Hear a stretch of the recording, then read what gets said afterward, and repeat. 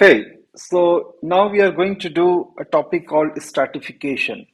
So let's try to understand what stratification is, and we should note that this is an important topic in context of environmental fluid mechanics.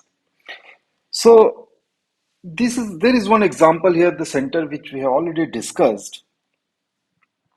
When the land part during the day gets warmed up, it also warms up the air, right? And warm air rises up and tries to flow towards the ocean in the upper layer, and cooler air from the sea flows towards the land in the bottom layer.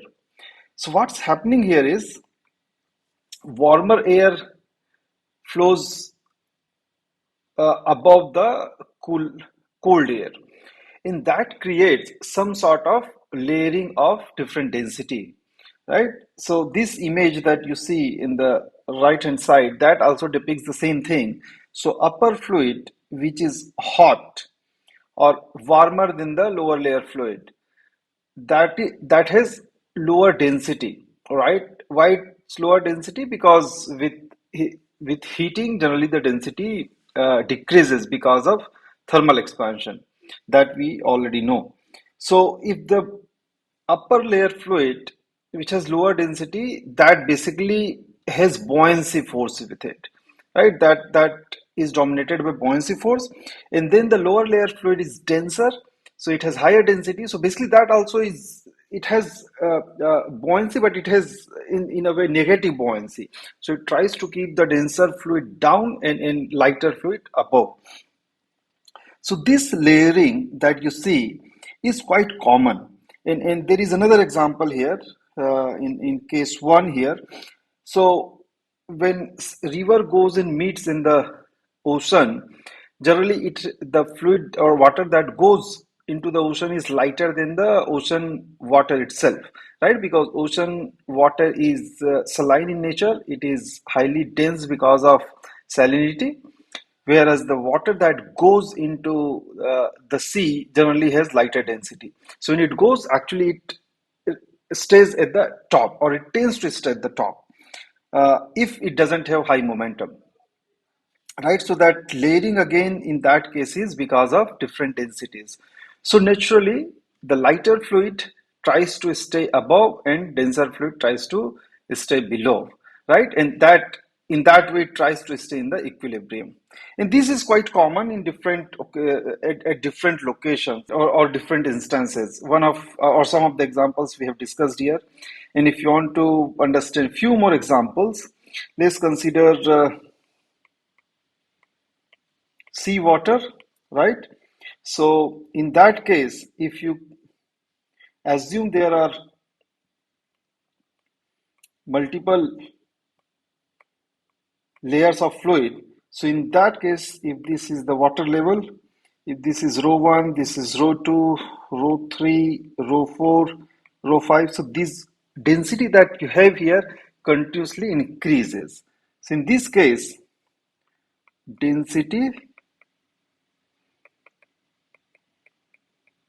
increases with depth, then this is a function of z. Right now, if you talk about the atmosphere,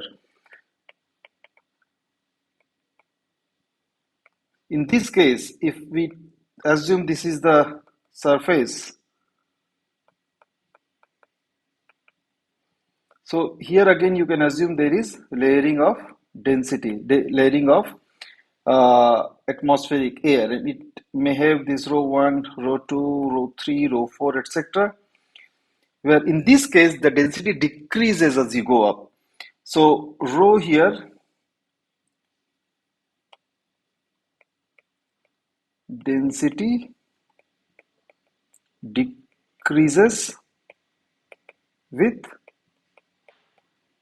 elevation, and here again rho is a function of z.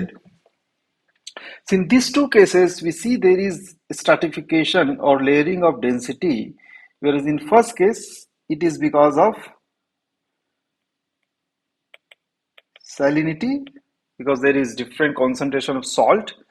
Whereas in case 2, this is because mostly because of moisture, if we talk about the lower layer. So what's happening here is, as you go up or down, your density is changing with the elevation or depth. In this phenomena is called stratification. So stratification is the layering of fluids of different density with lighter fluid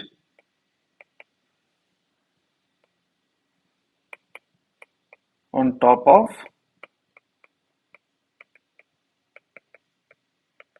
heavier fluid. Right? So this is how the stratification is defined, and this is very common in nature, as we already have discussed in some of these examples here. So basically what stratification does is, stratification brings equilibrium in the system.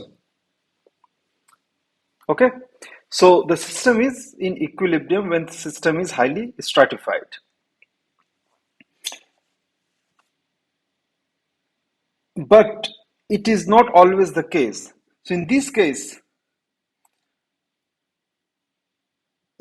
basically the buoyant fluid is above the dense fluid. So in other words, you can also say that buoyancy force in stratified medium is significant, or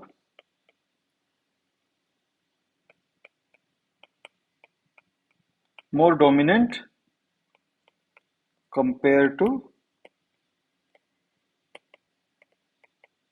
other forces. Right? So there can be inertia force, there can be other kind of forces, or mostly inertia force, let's assume, or viscous force, for instance. So when we talk about stratified medium, it's the buoyancy force that has maximum role, and that is why this brings the layering of fluid where the lighter fluid stays above the denser fluid. So this basically comes because of higher density, higher buoyancy force. But then there are cases when the fluid might be experiencing other force compared to the buoyancy force, or apart from the buoyancy force. So that is, let's assume that is the inertia force. So when there is turbulence in the medium, if let's assume your fluid, the lower layer fluid that is denser at the moment, it is gets inertia because of some particular reason. Let's say that gets heated up, and now because this this will create additional buoyancy force, but that buoyancy force is against that stratified medium, right? It will bring inertia in the system, and that inertia will create turbulence, as you can see in this example. So the left one here is an equilibrium situation, and now when there is inertia force, it starts creating turbulence in the medium, and once the turbulence is much more, the system becomes quite highly turbulent, and it starts mixing, right? And the equilibrium that we had before, it is gone, right? So what happens is stratification is inverse to turbulence. If there is more turbulence, there will be less stratification. If there is less turbulence, there is chance of higher stratification. So basically, if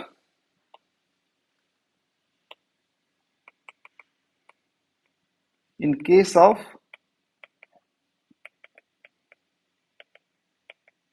high inertia force, the system may be turbulent, which leads to less stratified medium. Okay, so turbulence in the system basically is generating inertia force, and that actually enhances the mixing between denser fluid and lighter fluid, right? And what exactly does is it tries to raise denser fluid towards upper layer and lower the lighter fluid. So basically,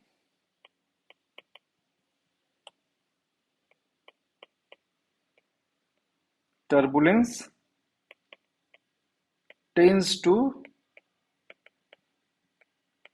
raise the denser fluid and lower the lighter fluid. Okay, and that is why the stratification goes off when there is high turbulence, and we get high rate of mixing. So to quantify this effect, uh, when system is going from stratified layer to mixed layer or back from mixed layer to stratified layer, we want to use a number called Richardson number.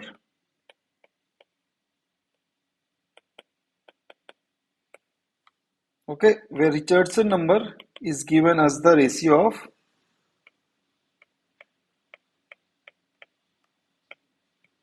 buoyancy force to inertia force, right? And that is what we have seen. If system is highly stratified, that means it has higher buoyancy, or because of buoyancy, higher buoyancy, it is stratified. If it has less buoyancy and more inertia or more turbulence, then the system is well mixed and stratification is gone, right?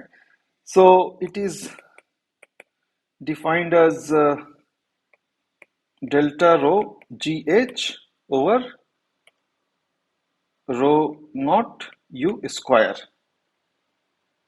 Okay, where delta rho is the density difference between the layers, right? G is the gravity, H is the length scale, U is the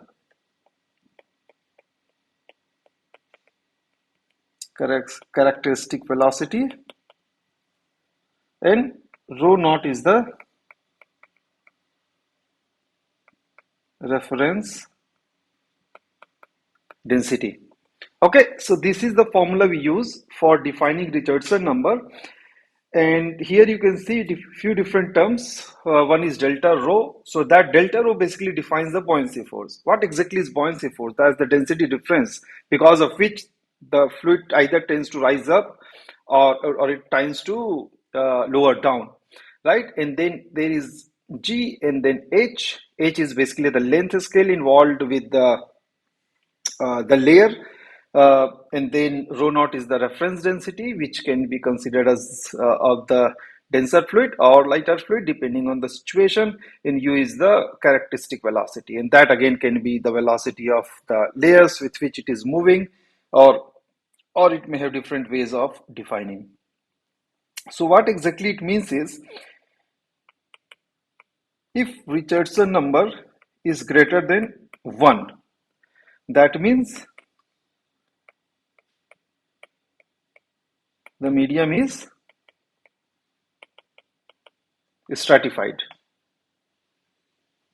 Okay, and if Richardson number is smaller than 1,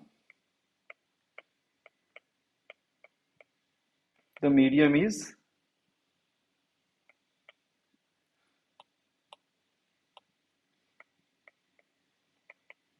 is well mixed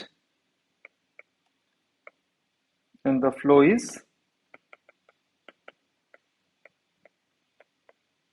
turbulent.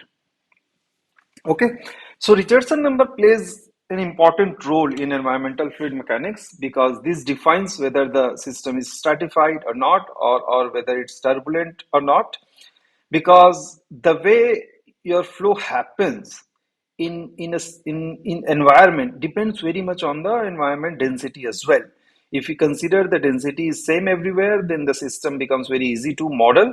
But if there is density stratification, then we need to consider how that stratification is affecting the flow behavior. Okay, and we will use Richardson number to quantify that effect. So now, as we have discussed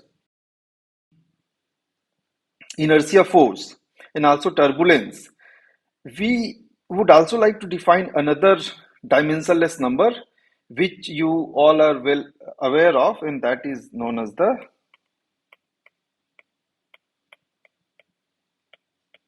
Reynolds number,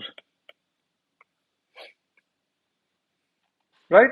And how Reynolds number is defined? So Reynolds number gives you the ratio of inertia force over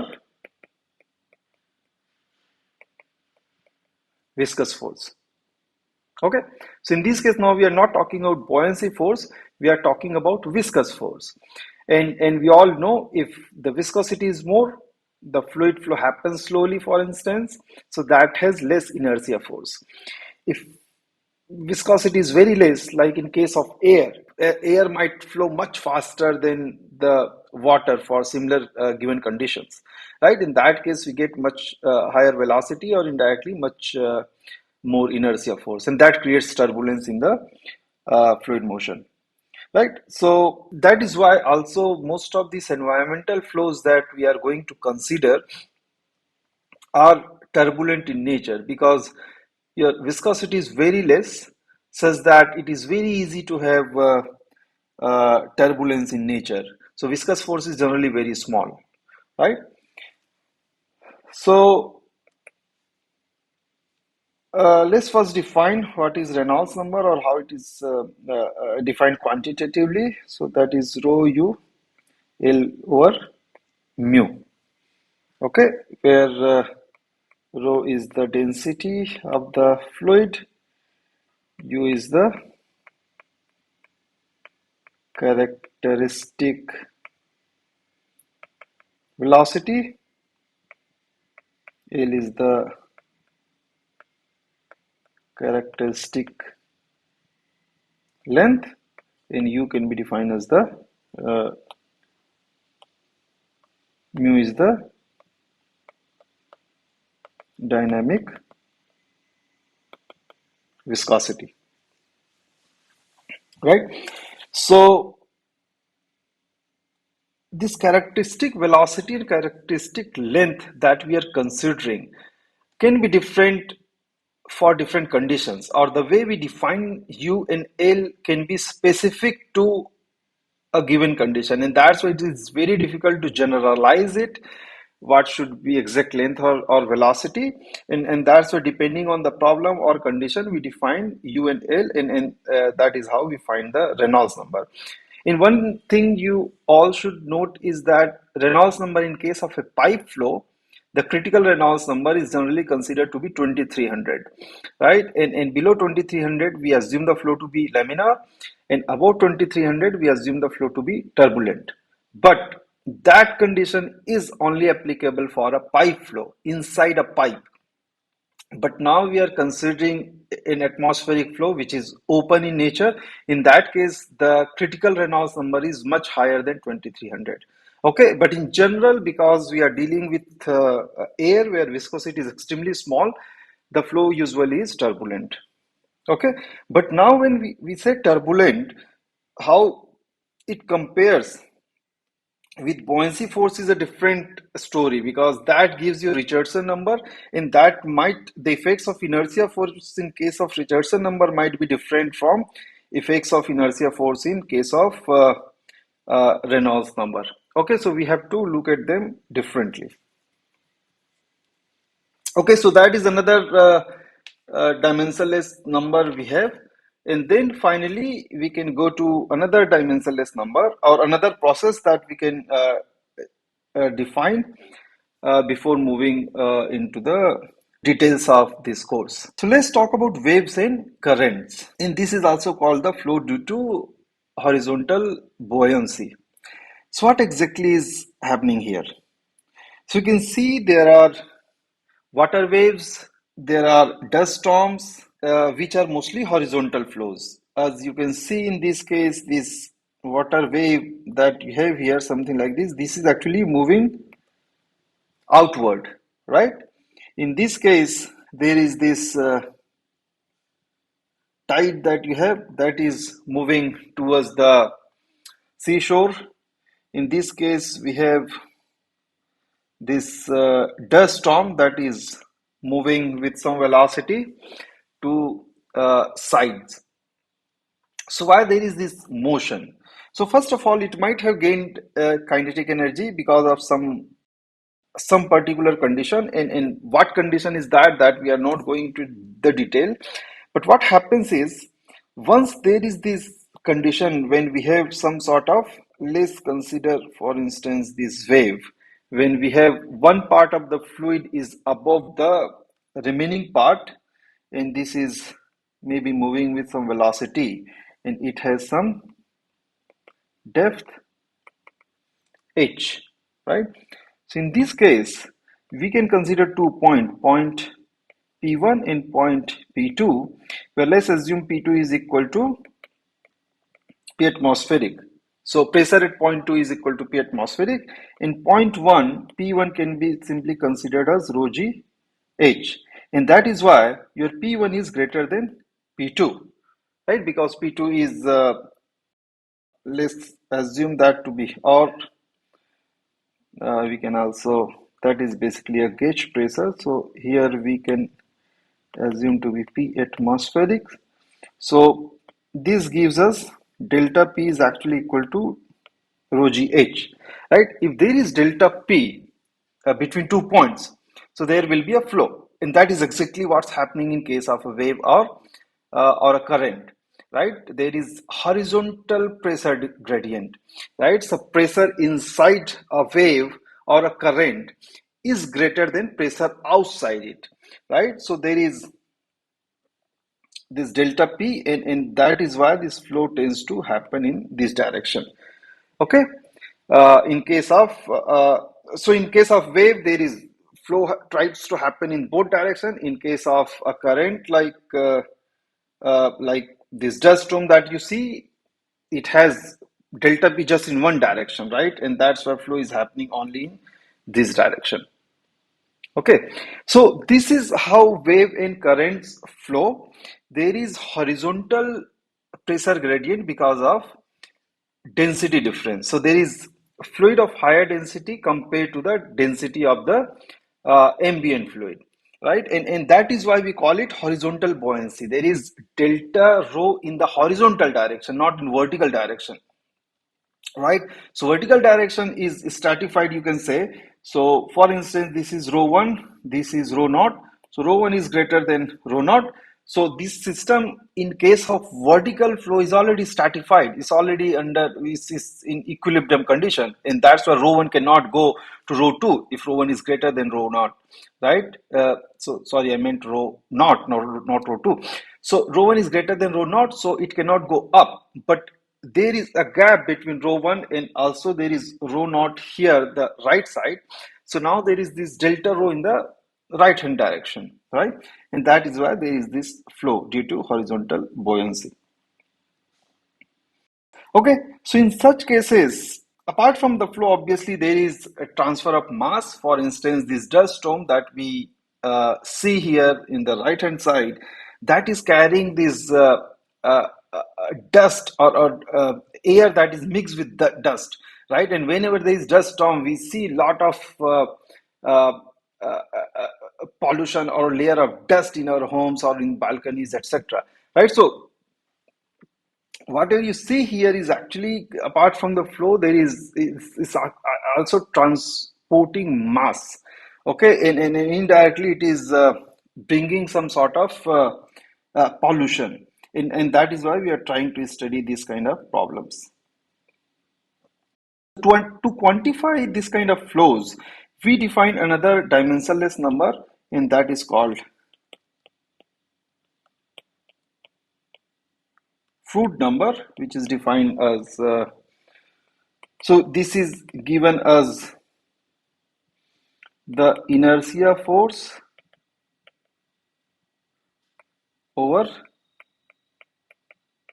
gravity or hydrostatic force. Okay, so it is the ratio of inertia force over the gravity. So gravity term and hydrostatic pressure term are equivalent, and that is why we can write this term as GH. Okay, where U again is the velocity of the wave or current, or you can call that as characteristic velocity. So U is the characteristic velocity, H is the characteristic length, or you can call height in this case, and G is gravity, right? So this is how Froude number is defined, and that actually signifies whether your current is moving faster than the ambient fluid, right? So depending on the value of Froude number, if Froude number is greater than 1, when basically your inertia force is greater than the gravity force, or in other words, where U is greater than GH, we call the flow to be supercritical flow. Okay, and if Froude number is smaller than 1 or U is smaller than GH, then the flow is known as the subcritical flow. And if Froude number is equal to 1, which basically means U is equal to GH, the flow is known as the critical flow. Okay, and what actually it means is, in case of waves, for instance, it might have both the velocity at the top as well as the ambient fluid velocity. So if the wave velocity is greater than the ambient fluid velocity, then you get, for instance, in this case, if velocity here is greater than velocity there, right? In that case, the flow is supercritical, and wave actually tries to move faster than the fluid below it. If it is a subcritical flow, then wave actually flows slower than the layer below it, right? So this is how this Froude number is defined, and we will obviously see more detailed view of Froude number in coming chapters. So far we have seen different processes and also different dimensionless numbers, which we are going to consider in our course, and we are going to study these processes or effects of these processes in different kind of flows during the course, right? So one thing you all should note is that the numbers that we have defined, whether it's Rayleigh number or Peclet number or Richardson number, Reynolds number, Froude number, these are all dimensionless numbers. Okay, and that's why they do not really have any dimension. They just have some numerical values. Okay, so we will see all these things in more detail in coming chapters.